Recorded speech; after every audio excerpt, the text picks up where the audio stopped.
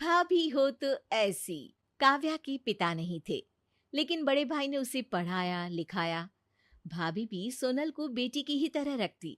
लेकिन एक दिन, अरे प्रतीक बेटा, तुम्हारी बहन को एक लड़का पसंद है। उसके घर वालों ने हमें मिलने बुलाया है। अ, ठीक है माँ, शाम को ऑफिस से जल्दी आ जाऊंगा। सभी लड़के वालों के घर जाते हैं, जहां काव्या की भाभी घर देखकर, अरे माँ, काव्या ने तो बड़े घर का लड़का पटाया है। वाह, क्या शानो शौकत, नौकर चाकर, गाड़ियां तो इतनी है कि पूछो मत। और एक ही कॉलोनी में चार चार घर। माँ जी, आपकी बेटी के तो मजे हैं।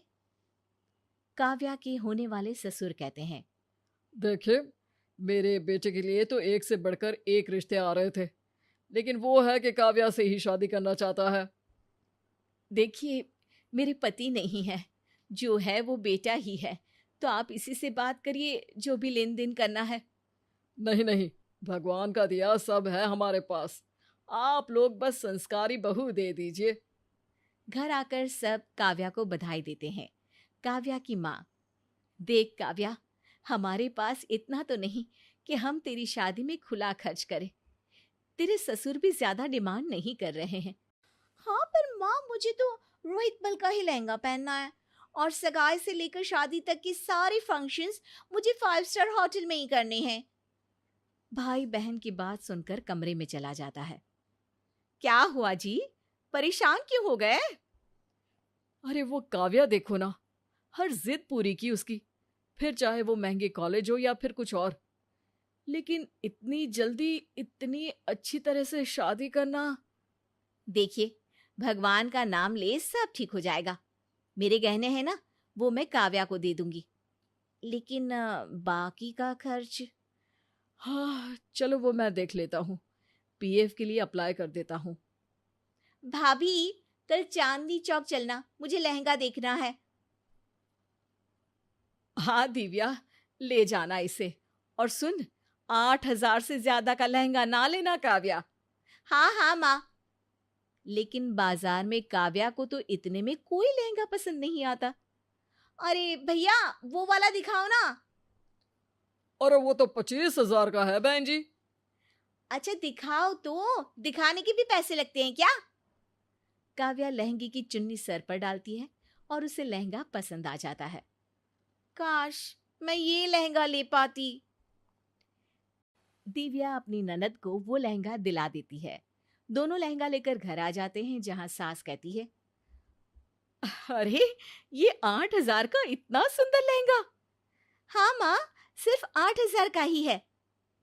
दिव्या काव्या की बात पर हैरान हो जाती है, लेकिन कुछ नहीं कहती। शादी की पूरी तैयारी में दिव्या एक से बढ़कर एक सामान लेकर आती है और अपनी औकात से बढ़कर काव्या के भाई और भाभी उसकी शादी करते हैं।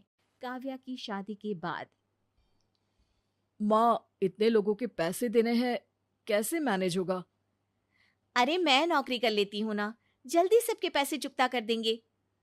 फिर क्या, दोनों पति पत्नी मेहनत कर शादी के कर्जे को निपटाने की कोशिश में लग जाते हैं। अरे दिव्या, काव्या की पहली दिवाली है, तो थोड़ी बहुत मिठाई और कपड़े ले आना। दिव्या से जितना बन पड़ता है वो कर देती है। सास सारा सामान लेकर काव्या को दे आती है, लेकिन अगले दिन, अरे माँ, ये भाभी तो बड़ी कंजूस है। क्या कपड़े लेकर आई है? थोड़ा पैसा ज्यादा लगाकर अच्छी साड़ी ले आती। और समझ नहीं आता तो सीधे पैसे दे दिया करो ना। दिव्या, काव्या का पहला करवा चौथ है, तो 10,000 दिया ना। माँ जी, 10 हजार जुटाना काफी मुश्किल होगा। मैं 1 हजार तक का सूट और 1 हजार रुपए की मिठाई देकर आती हूँ। अरे नहीं नहीं, पिछली बार भी तूने बेइज्जती की थी। अरे पहला साल ही तो देना है, फिर तो कुछ ना दो तो भी चलेगा। ऐसे कैसे कुछ ना दो माँ जी? और फिर करवा चौथ तो हमारा भी है। सास की जिद के सामने दिव्या ऑफिस से एडवांस लेकर सास को पैसे दे देती है और सास उसे बेटी को दे आती है। अरे दिव्या, इस साल करवा चौथ में तू मुझे क्या दे रही है?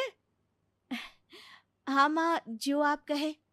देख, मुझे तो पश्मीना का सूट चाहिए। दिव्या पास की दुकान से उधारी में सूट लेकर सास को दे देती है और फिर करवा चौथ की शाम दिव्या का पति। अरे दिव्या, तुमने अपने लिए कुछ नहीं लिया? अरे ये साड़ी नई ही तो है, 2 बार ही पहनी है। फिर इतनी भारी साड़ियां तो ऐसे त्योहार में ही पहनी जाती है ना। पति दिव्या की तरफ प्यार से देखता है। एक दिन ननद घर आ जाती है। अरे भाभी, क्या बात है? मेरे जाने के बाद आपने तो मेरी अलमारी में कब्जा ही कर लिया है। हाँ दिव्या, बस ऑफिस जाना होता है तो रोज नए कपड़े कहाँ से लाऊं? तुम्हारे कपड़े ही पहन कर जाती हूँ। हाँ हाँ, पहन लो कुछ दिन। वैसे भी मैं ले जा रही हूँ इस बार अपने सारे कपड़े। अरे लेकिन तेरे ससुराल में तो सिर्फ साड़ी ही पहनते हैं ना, तू ये सूट का क्या करेगी?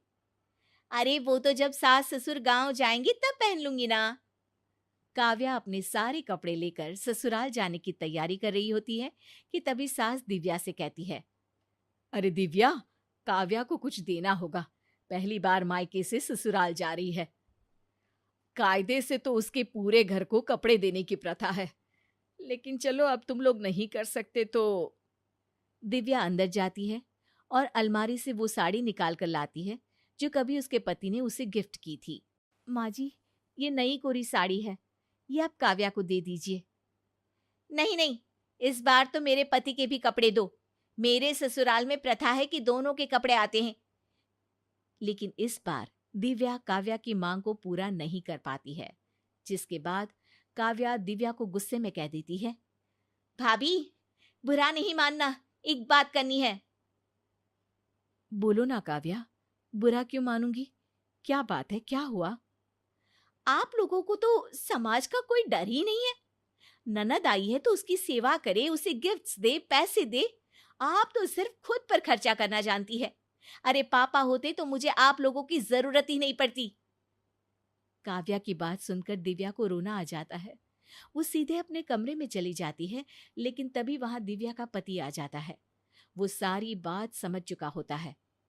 काव्या, तू मेरी बहन है और दिव्या मेरी पत्नी, लेकिन तुम दोनों की ही खुशी सिर्फ मेरी जिम्मेदारी है।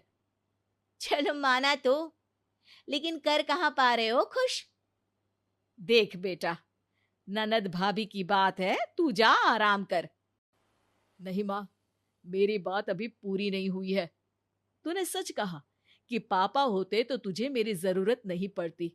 शायद एक पिता बेटे की शादी करता है तो 25 साल की जमा पूंजी लगाता है, लेकिन एक भाई तो सिर्फ 4, 5 या 10 साल की बचाई कमाई ही बहन को दे सकता है। ऐसे में घर की चरमरा चुकी हालत को भाभी ही संभालती है। हाँ हाँ, भाभी ने ही संभाला है। अच्छे से अपने काबू में कर लिया है भाभी ने तुझे। हाँ, क्योंकि मैंने देखा है कि कैसे त्योहारों में वो तेरे और माँ के लिए नए कपड़े लेकर आती है, लेकिन खुद पुरानी साड़ी पहनती है। कैसे घर का सारा काम करके ऑफिस जाती है और फिर घर आकर घर का काम करती है। बेटा बोलता चला जाता है और फिर काव्या की आंख भर आती है। भाई, मुझे माफ कर दो। तुमने और भाभी ने तो वो जिम्मेदारी को निभाया है जो माँ और पापा को करना था। बावजूद इसके मैं मुझे माफ कर दो भाभी।